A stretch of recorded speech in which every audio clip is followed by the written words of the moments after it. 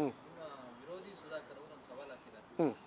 ಈ ವಿಚಾರಕ್ಕೆ ಸಂಬಂಧಪಟ್ಟ ನೀಟ್ ಎಕ್ಸಾಮ್ ಅದನ್ನೆಲ್ಲ ಸರಿಯಾಗಿ ನಿಭಾಯಿಸ್ತಿಲ್ಲ, ಇಲಾಖೆಯನ್ನು ಸರಿಯಾಗಿ ನಿಭಾಯಿಸ್ತಿಲ್ಲ. ನೋಡಿ ಸರ್, ಈಗ ನೀಟ್ ಪರೀಕ್ಷೆ ಬಗ್ಗೆ ಒಂದು ವಿವಾದ ಇದ್ದಿದೆ.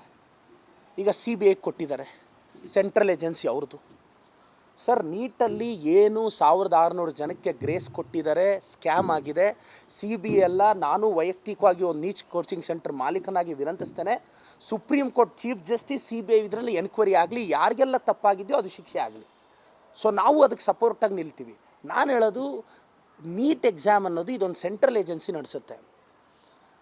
Doctor K. ಸುಧಾಕರ್ ಅವ್ರಿಗೆ ನೀಟ್ ಪರೀಕ್ಷೆಯನ್ನು MC ಸುಧಾಕರ್ ಅವ್ರು ನಡೆಸಲ್ಲ ಅನ್ನೋದು ಗೊತ್ತಿರಬೇಕು.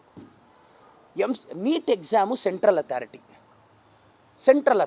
ಏನಿಲ್ಲ, ಒಂದು ಎಕ್ಸಾಮು ಡೈರೆಕ್ಷನ್ ಇರುತ್ತೆ. ಈವನ್ ನೋಡಿ ಸರ್, ಅವ್ರ ರ್ಯಾಂಕಿಂಗ್ನ ಕೊಟ್ಟು ಸ್ಟೇಟ್ ಗೌರ್ಮೆಂಟ್ಗೆ ಕೊಟ್ಟರೆ ಸೀಟ್ ಅಲಾಟ್ಮೆಂಟ್ ಅಷ್ಟೇ ನಮ್ಮ MC ಸುಧಾಕರ್ ಸಾಹೇಬ್ರಿಗೆ ಬರೋದು. ಸೊ ಈ ಕನಿಷ್ಠ ಅನ್ನೋದು, ಈ ಜ್ಞಾನ ಅನ್ನೋದು ಅವ್ರಿಗಿರಲ್ಲ.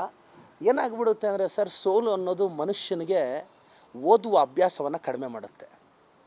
ನನ್ನ ಅನುಭವ, ಮನುಷ್ಯ ಗೆದ್ದಾಗ ಗೆಲುವಿನ ಸಂಭ್ರಮದ ಮೇಲೆ ಓದೋದು ಬಿಡ್ತಾನೆ, ಸೋತಾಗ ಸೋಲಿನ ನೋವಲ್ಲಿ ಓದೋದು ಬಿಡ್ತಾನೆ. ಇದರ ಅರ್ಥ ನಾವು ರಾಜಕಾರಣಿಗಳು ಓದೋದು ನಿಲ್ಲಿಸಿ ತುಂಬ ದಿನ ಆಗಿದೆ. ಸೊ ಓದೋದು ಕಲ್ತ್ಕೊಂಡ್ರೆ ರಾಜಕಾರಣ ಕನ್ಸ್ಟ್ರಕ್ಟಿವ್ ವೇಯಲ್ಲಿ ಹೋಗುತ್ತೆ. ನೀವೀಗ ನಾಳೆ ತಿರುಗಿ ಬೀಳ್ತಾರೆ ನೋಡಿ BJP ಅವರು, ಪ್ರದೀಪ್ ಈಶ್ವರದು ಅಂತ.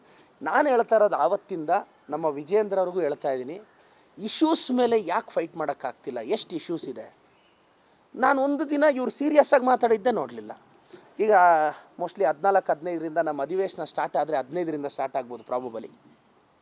ಓಪನಿಂಗ್ ಡೇನೇ ಬಾವಿಗೆ ಇಳಿತಾರೆ. ಒಬ್ಬರು ಕೂಡ ಈ ರಾಜ್ಯಕ್ಕೆ ಒಳ್ಳೆಯದಾಗೋ ಉದ್ಧಾರ ಗೈಡ್ ಹಿಡ್ಕೊಂಡು ಒಬ್ಬನು ಬಾವಿಗೆ ಇಳಿಯಲ್ಲ.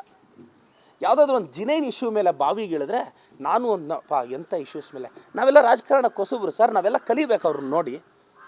ನಮ್ಮ ಸಿದ್ದರಾಮಯ್ಯ ಸಾಹೇಬರು ವಿರೋಧ ಪಕ್ಷದ ನಾಯಕರಾಗಿದ್ದರು. ನಾನು R. ಅಶೋಕ್ ಅವ್ರಿಗೆ ಒಂದು ಅಡ್ವೈಸ್ ಕೊಡ್ತೀನಿ ಸರ್, ವಿರೋಧ ಪಕ್ಷದ ನಾಯಕರಾಗಿ ಹೆಂಗೆ ಜವಾಬ್ದಾರಿ ನಿರ್ವಹಿಸಬೇಕು ಅಂತ ನಿಮಗೆ ಈಗೂ ಅಡ್ಡ ಬರಲ್ಲ ಅಂದರೆ ನಮ್ಮ ಸಿದ್ದರಾಮಯ್ಯ ಸಾಹೇಬ್ರ ಹತ್ರ ಸ್ವಲ್ಪ ಕೋಚಿಂಗ್ ತೊಗೊಳ್ಳಿ ಸರ್. ನಮ್ಮ ಸಿದ್ದರಾಮಯ್ಯ ಸಾಹೇಬ್ರ ಹತ್ರ ಕೋಚಿಂಗ್ ತೊಗೊಳ್ಳಿ, ಹೆಂಗಿರಬೇಕು ವಿರೋಧ ಪಕ್ಷದ ನಾಯಕ ಅಂತ. ಅವತ್ತು ಬಳ್ಳಾರಿ ರೆಡ್ಡಿ ಮಾತಾಡಿದ್ರು ಅಂತ ತೊಡೆ ತಟ್ಟಿ ಬಳ್ಳಾರಿವರೆಗೂ ಹೋಗ್ಲಿಲ್ವಾ, ಅದು ಸಿದ್ದರಾಮಯ್ಯ ಸಾಹೇಬ್ರ ತಾಕತ್ತಂದರೆ. Mostly R. ಅಶೋಕ್ ಅವ್ರಿಗೆ ಈಗೂ ಅಡ್ಡ ಬರಲ್ಲ ಅಂದರೆ ಹೆಂಗೂ ಪರ್ಸ್ನಲಾಗಿ ಒಂದು ಅಪಾಯಿಂಟ್ಮೆಂಟ್ ತೊಗೊಂಡು ನಮ್ಮ ಸಿದ್ದರಾಮಯ್ಯ ಸಾಹೇಬರು ದೊಡ್ಡ ಮನಸ್ಸು ಮಾಡಿ ಖಂಡಿತವಾಗೂ ಅವ್ರು ಗೈಡ್ ಮಾಡ್ತಾರೆ. ಯಾಕೆಂದರೆ 4 ವರ್ಷ ನಾನು ಅವ್ರು ನೋಡಬೇಕು ಸರ್. ನಾವು ನೋಡ್ತಾ ಇದ್ದೀವಿ, ನಮಗೆ ಸೀರಿಯಸ್ ಇಶ್ಯೂಸೇ ಕಾಣಿಸ್ತಿಲ್ಲ. ನಾನು 1 ತಿಂಗಳಿಂದ ನೋಡ್ತಿದ್ದೀನಿ, ಏನಾದರೂ ಮಾತಾಡಿದ್ರೆ ಎಲ್ಲಪ್ಪ ಒಂದು ಸೀರಿಯಸ್ ಇಶ್ಯೂ ಎಲ್ಲಿದೆ, ಎಷ್ಟಿದಾವೆ ಮಾತಾಡೋಕ್ಕೆ, ಯಾವುದು ಇವರು ಮಾತಾಡ್ತಿಲ್ಲ. ನಾನು ಅದಕ್ಕೆ ಹೇಳೋದು, ವಿಜಯೇಂದ್ರ ಅವ್ರಿಗೂ ಹೇಳೋದಿಷ್ಟೇ, R. ಅಶೋಕ್ ಅವ್ರಿಗೂ ಹೇಳೋದಿಷ್ಟೇ, ನೀವು ವೈಯಕ್ತಿಕ ತೇಜವಾಗಿ ಇಳಿತೀವಿ ಅಂದರೆ ನಾವೇನು ಮಾಡೋಕ್ಕಾಗುತ್ತೆ. ಎಲ್ಲದಕ್ಕೂ ರೆಡಿಯಾಗಿ ರಾಜಕಾರಣಕ್ಕೆ ಬಂದಿರೋರು. Thank you sir.